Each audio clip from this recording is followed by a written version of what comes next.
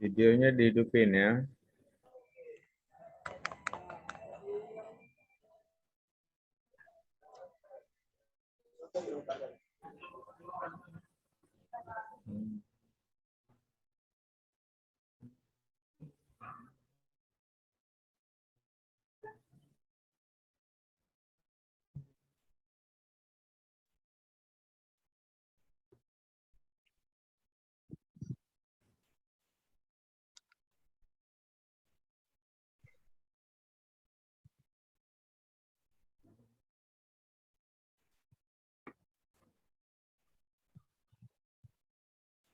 Baik, siapa yang mimpin tadi?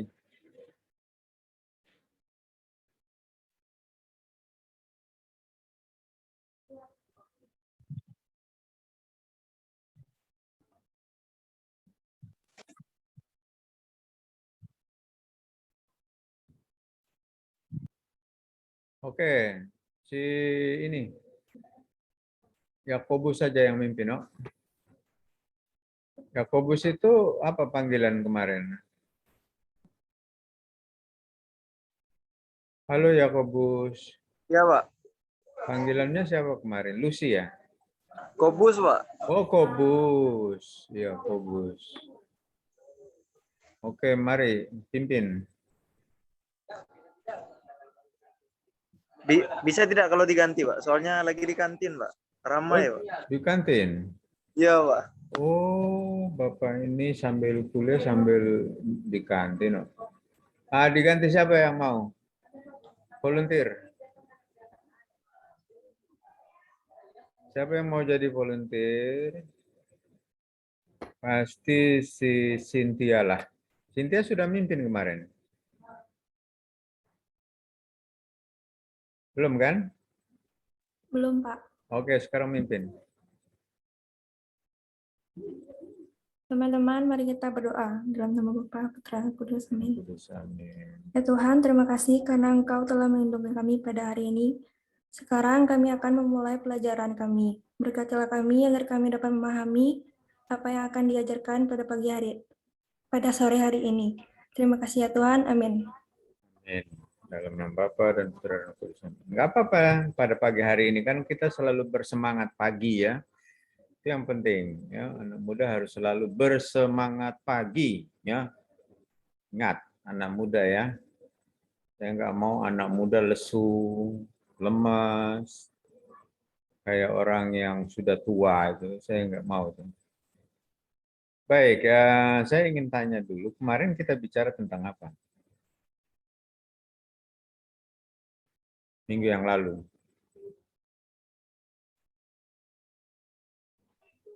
Tentang citra kita, Pak, sebagai citra kita sebagai citra Allah. Sebagai citra Allah ya. Gimana ceritanya?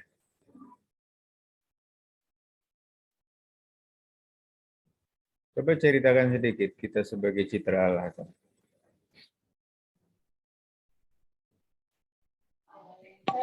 Kita seperti memiliki akal dan budi, Pak.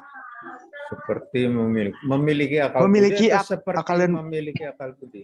memiliki akal dan budi. Itu kan kelebihan kita sebagai manusia, beda sama ciptaan Tuhan yang lain, Pak, kayak Ya, hewan atau tumbuhan. hewan dan tumbuhan. Akal budi. Terus apa lagi? Selain akal budi. Mungkin kayak fisik yang berbeda-beda, Pak. Fisik yang berbeda-beda. Bukan mungkin, memang fisiknya berbeda-beda. Saya punya fisik dengan Anda punya fisik pasti berbeda lah. Saya kan sekarang masih muda, 17 tahun. Kalian sudah tua, 56 tahun. Kan gitu. Iya, Beda. Pak.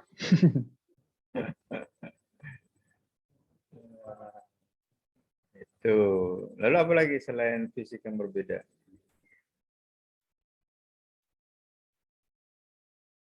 Banyak loh apa martabat manusia itu. Unsur-unsur yang membentuk martabat manusia itu banyak. Oh, saya belum kirim ya materi ya.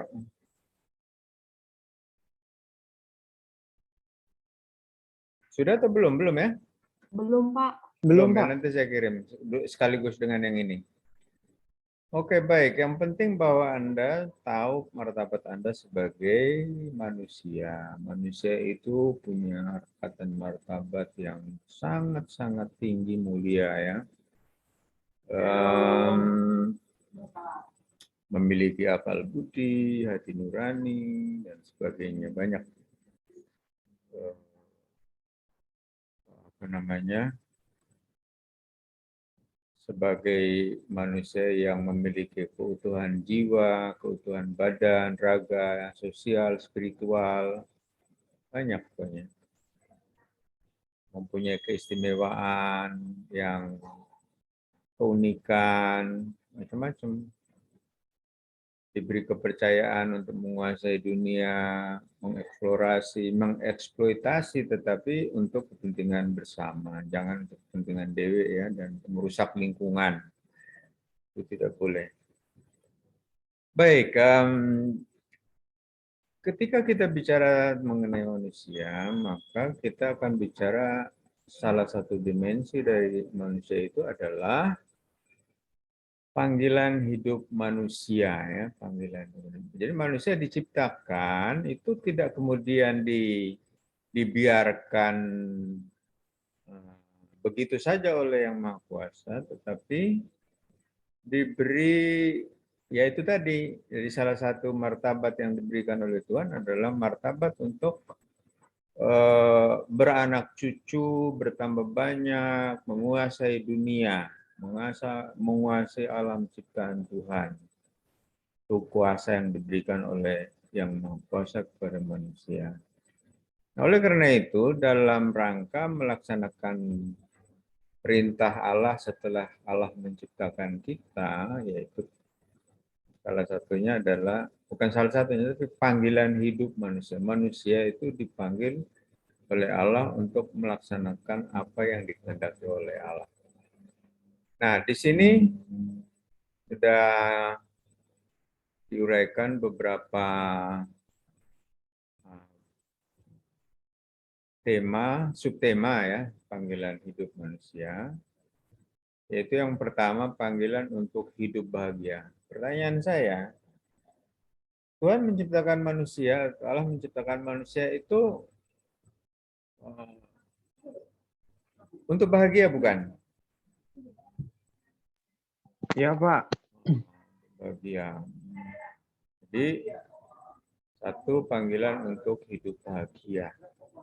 Kebahagiaan ini adalah hak manusia untuk hak seluruh manusia ya.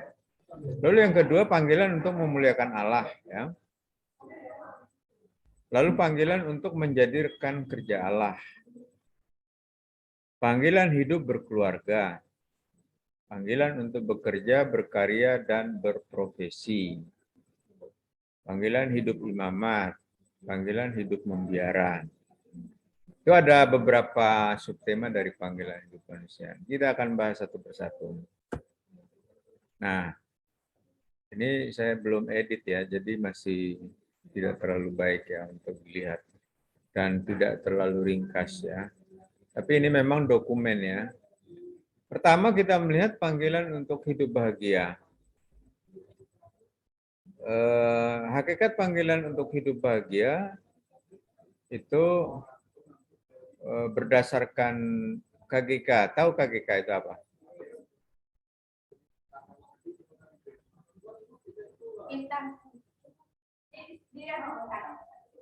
KGK itu apa ya?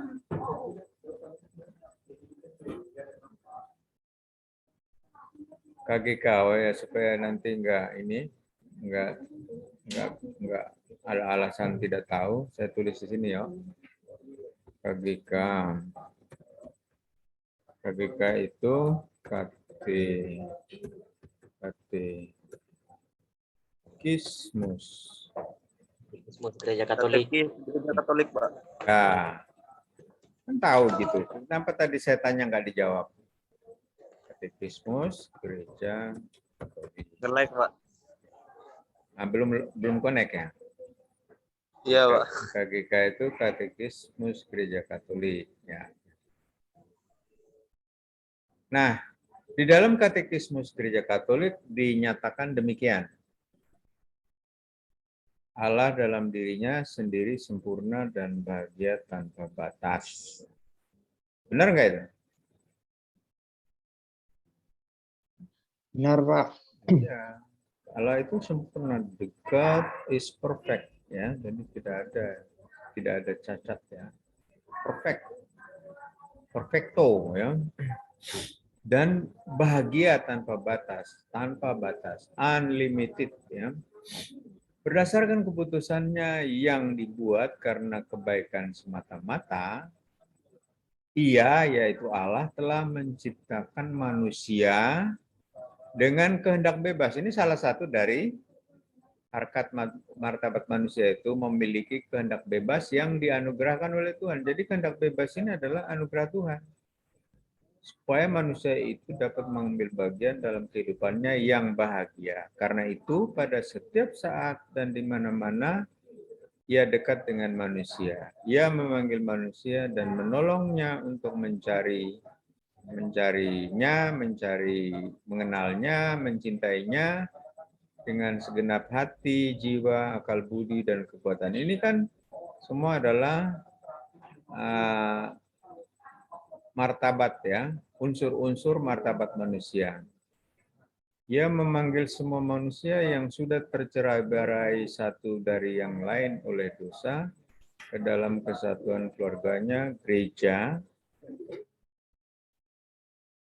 Ia melakukan seluruh usaha itu dengan perantaraan putranya.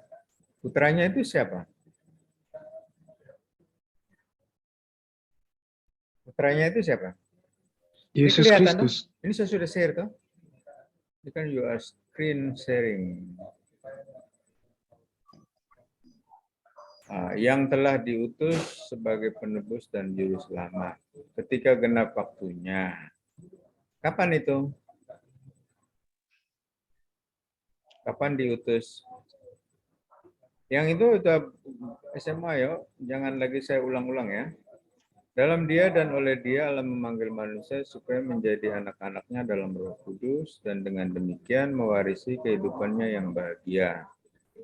Katekismus Gereja Katolik nomor 1. Anda pernah melihat ini, Katekismus Gereja Katolik? Pernah melihat belum? Coba browsing Belum, di Pak. internet, tulis Katekismus Gereja Katolik atau buku Katekismus Gereja Katolik, itu ada semua itu di situ. Jadi kita punya guru itu maha guru ya, profesor kita itu adalah profesor Google. Nah, itu kata KGK. Lalu yang kedua, ajaran Yesus tentang hidup bahagia. 8 sabda bahagia ya. Ini apa ini? Ada 8 sabda bahagia itu di Matius bab 5 ayat 3 sampai 12 ya. Dicek di situ ya. Di sini sudah saya tulis. Ini karena saya belum mengedit ini, jadi belum. Nanti mungkin tahun depan lah, nanti sudah bagus semua. Ini masih mentah. Enggak apa-apa. Tapi yang penting kita bisa baca bahwa Yesus mengajarkan kepada kita 8 sabda bahagia. 8 sabda bahagia itu terdiri dari 1, 2, 3 sampai 8 ini ya. Bisa dibaca sendiri ya, saya tidak mau baca karena ini sudah berulang-ulang kita dengarkan di gereja ya. Sudah berulang-ulang ini kita dengarkan di gereja, bacaan kitab suci ini dibacakan. Tinggal Anda menghayati dan mengamalkannya itu. Misalnya, berbahagialah orang yang miskin di hadapan Allah. Lalu pertanyaannya, apa memang orang miskin yang berbahagia atau bagaimana? Apakah orang yang miskin yang berbahagia atau semua orang boleh berbahagia? Atau miskin dalam hal ini seperti apa penjelasannya?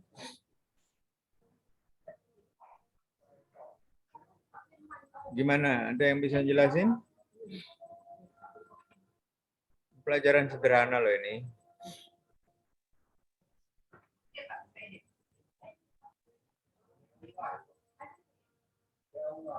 Halo.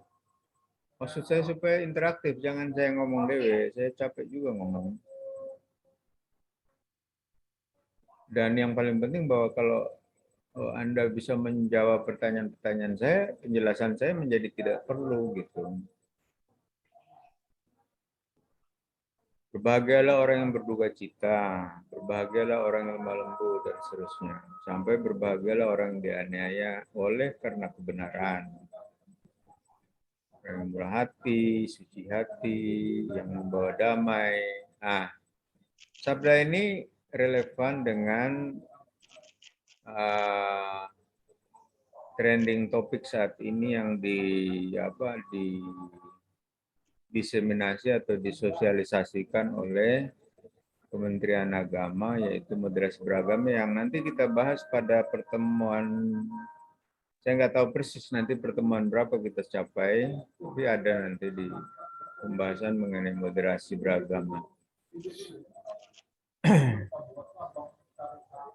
Baik, itu ajaran Yesus.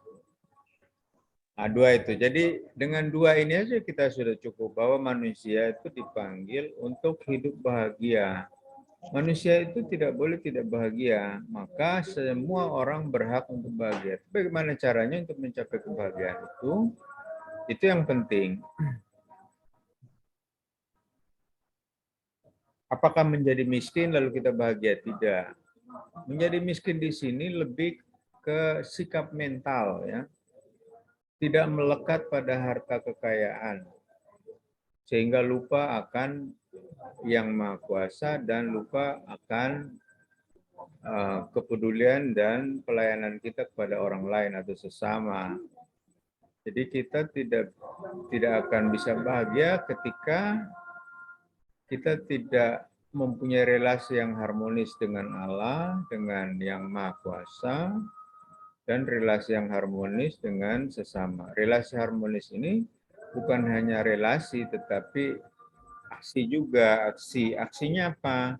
Kalau saya punya relasi yang baik dengan Allah, berarti saya selalu berdoa, refleksi, merenungkan, menggali nilai-nilai ajaran Allah, ajaran kebenaran Tuhan, kitab suci yang diajarkan oleh Yang Maha Kuasa, sabda-sabdanya, firman-Nya, kemudian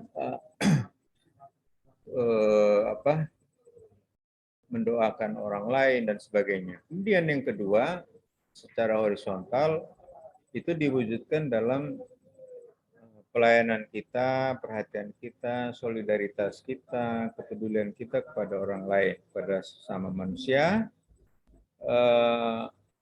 secara tidak terbatas. Artinya secara tidak terbatas itu tidak eksklusif pada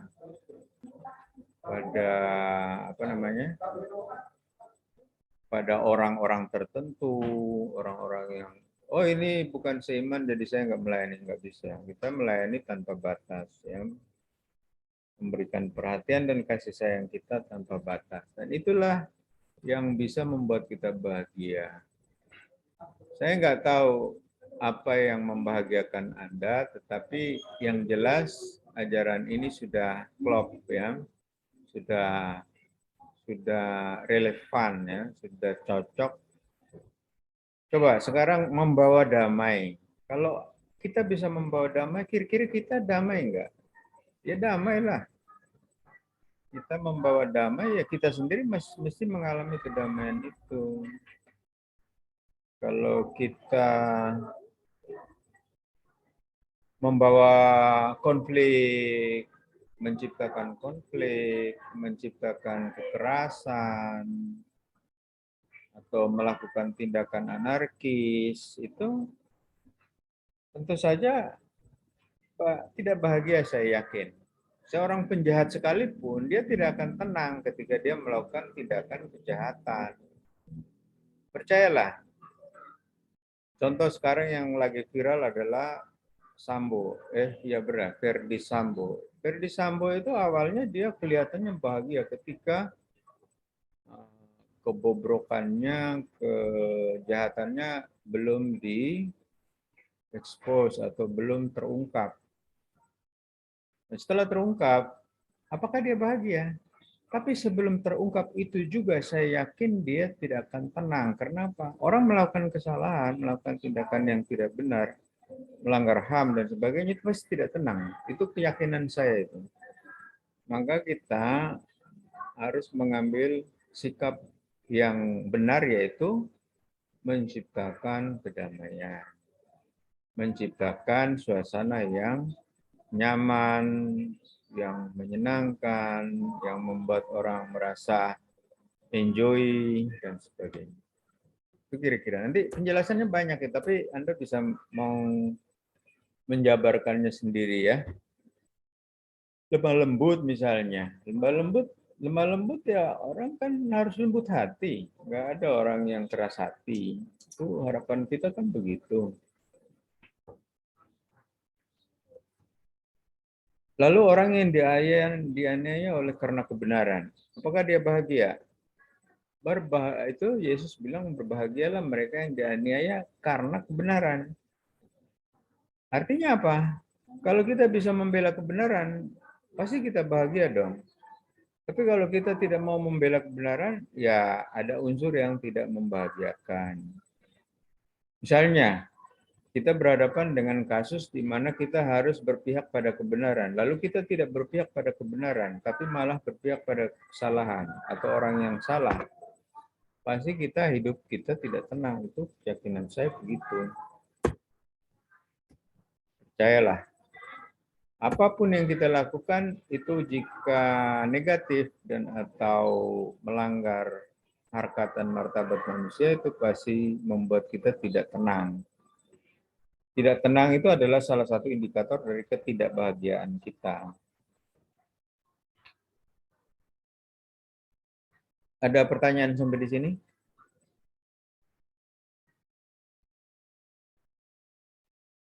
Atau ada usul, saran, masukan?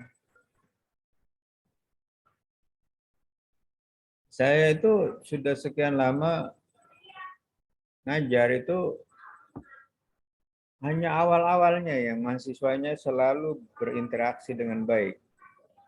Bahkan kritis mahasiswanya. Tapi belakangan ini kayaknya begitu kurang ya. Dulu awal-awal saya tahun 1997, 98, 99 sampai 2000 itu mahasiswanya kritis. Padahal seharusnya sekarang mahasiswanya harus lebih kritis dong. Lebih interaktif, lebih oh Pak begini Pak. Oh menurut saya begini, pandangan saya begini dan seterusnya.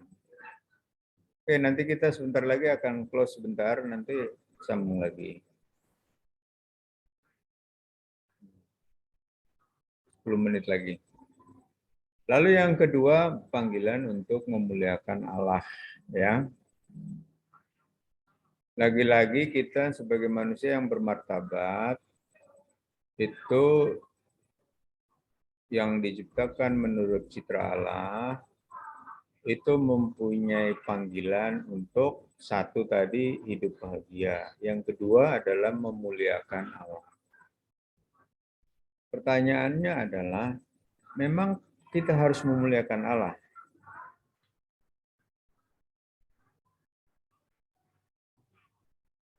Apakah memang ada kewajiban kita memuliakan Allah? Memuliakan Tuhan. Apa jawabannya?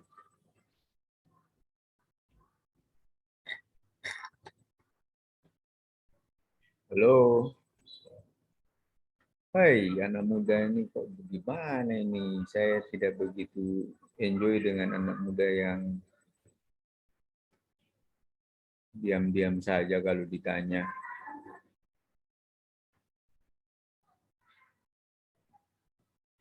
Apakah ada kewajiban kita memuliakan Allah?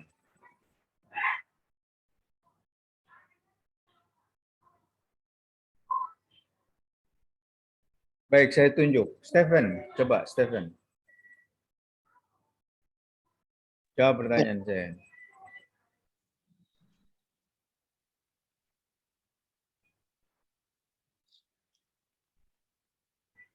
Pertanyaannya apa ya, Pak?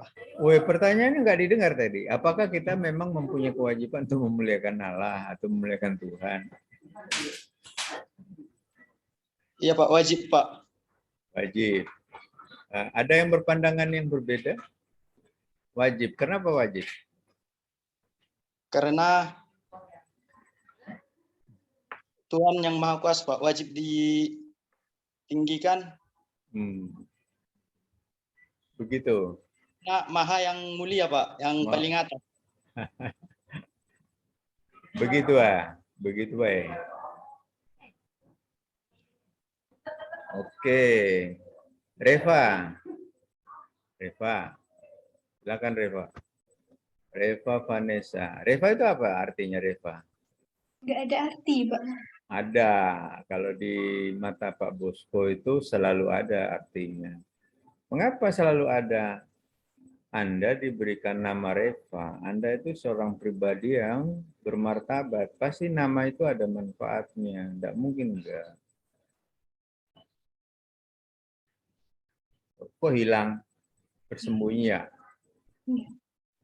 Karena kita wajib memuliakan Tuhan, karena Tuhan berhak atas hidup kita. Baik, ada lagi? Memang kalau pakai sistem dialog itu lama waktunya, butuh waktu lama sih. Materi yang satu sesi ini bisa sampai 1 jam pun. Kalau ini bisa 1 slide 1 jam, nggak cukup juga. Nah, oke, pertanyaan saya kembangkan menjadi begini. Apakah memang kita hanya mempunyai kewajiban untuk memuliakan Allah?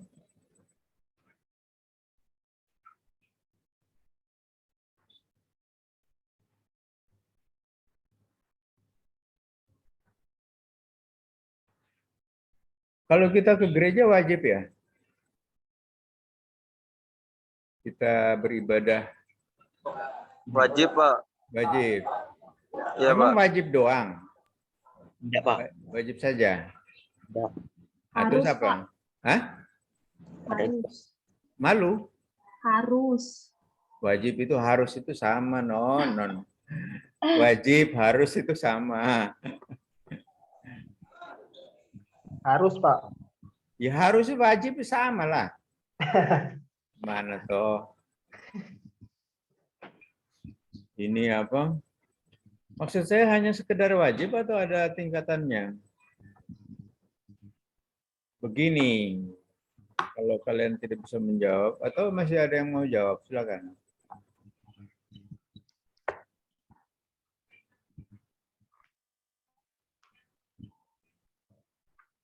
Anda berada di era apa sekarang? Kita sekarang berada di era apa? Modern. Ya, era modern ini sekarang itu yang sering diviralkan di media sosial itu apa? Milenial. Era milenial, betul. Era milenial. Era digital, era medsos, era teknologi. Disruptif, era disrupsi, era yang selalu ditandai dengan perubahan yang sangat pesat dalam bidang ilmu pengetahuan dan teknologi. Ya. Berarti Anda itu harusnya orang yang sudah sangat-sangat berpikir maju. Ya. Ingat ya, Jokowi mengharapkan Indonesia itu maju. Jadi Anda juga harus berpikir maju. Kita itu tidak hanya wajib memuliakan Tuhan atau wajib beribadah di gereja memuliakan Tuhan. Tetapi ada tingkatan-tingkatannya. Pertama, seseorang itu melakukan aktivitas ibadah itu sebagai kewajiban oke, tapi kalau hanya sekedar kewajiban itu nilainya masih sangat-sangat rendah. Sangat-sangat rendah. Wajib. Oh, kalau nggak wajib, saya nggak ke gereja dong. Kalau gitu. Nah itu, kalau hanya sebatas wajib, berarti kita belum. Tingkatannya masih sangat kurang. Masih sangat levelnya paling rendah. kalau wajib. Tuh. Level yang kedua adalah kita beribadah atau memuliakan Tuhan karena apa? Karena kita percaya kepadanya. Karena percaya kepadanya. Terus apa lagi?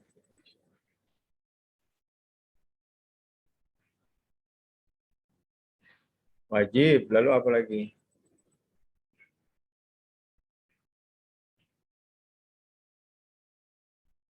Ada tingkatan yang kedua, saya lupa. Tapi tingkatan yang paling bagus adalah kita memang merindukan.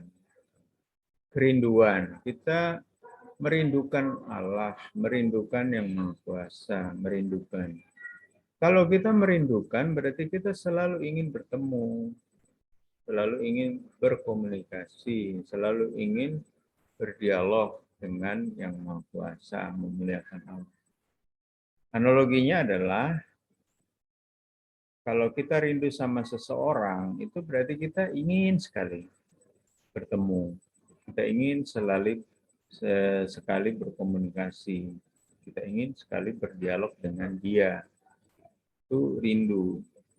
Nah, maka kalau Anda mempunyai hubungan dengan seseorang, itu jangan sampai pada tingkat yang paling bawah. Oh, saya sebenarnya nggak mau ke sana, tapi karena ya daripada nanti enggak, saya memang harus ke sana. Karena apa? Karena saya memang merindukan dia, kan gitu. Saya memang merindukan bertemu dengan dia, berdialog dengan dia, menyatakan kasih saya kepadanya. Itulah bagaikan kita bertemu dengan Allah sendiri, memuliakan Allah, beribadah. Ya. Jadi wajib, lalu rindu, lalu sebagai panggilan. Nah, itu makanya di sini disebut panggilan. Panggilan itu sesuatu yang sangat luhur, ya, sangat luhur. Saya bekerja karena panggilan. Saya jadi mahasiswa karena panggilan, bukan karena dipaksa oleh orang tua, tapi karena keinginan hati nurani saya sendiri, karena kerinduan saya untuk meningkatkan kualitas saya sebagai manusia dan seterusnya. Tuh, ya, panggilan memuliakan Allah, ya. Dan yang kedua adalah kita kalau berdoa kepada Allah itu jangan hanya memohon, itu yang penting. Jangan hanya memohon, memohon dan memohon. Tetapi apa yang kedua? Berusaha. Berusaha. Maksudnya memohon dan Bekerja. bersyukur. Iya, betul, bersyukur. Jadi kalau kita sudah memohon kan diberi ya